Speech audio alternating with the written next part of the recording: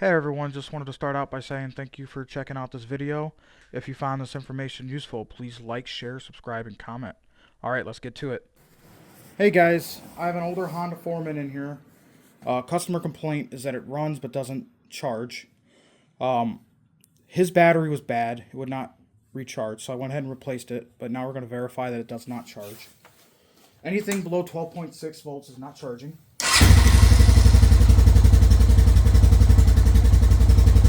And as you can see here, it is not charging.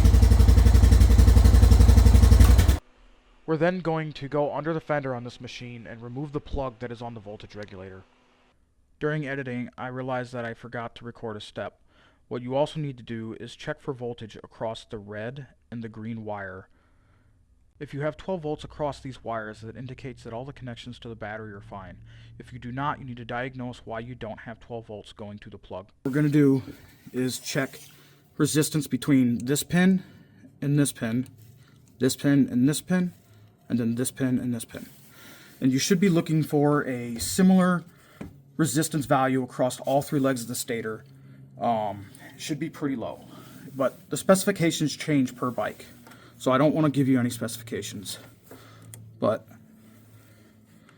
it should not be OL.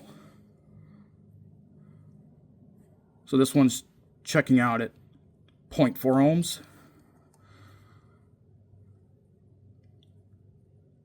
0.4 ohms.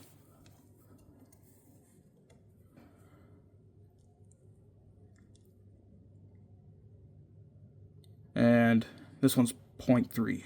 So those are all pretty consistent. So that means the stator checks out.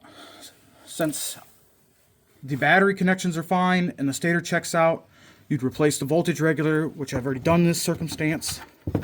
We will plug it back in and then start it up to see if it's charging now.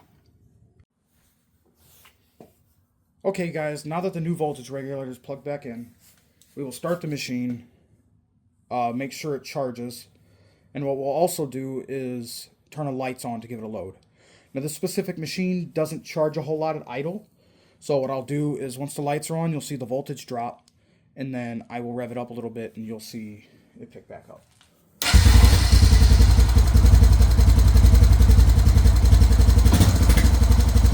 So I'll go ahead and turn the lights on. See the voltage drop to 12.1. When I rev it up, you get all the way to 14.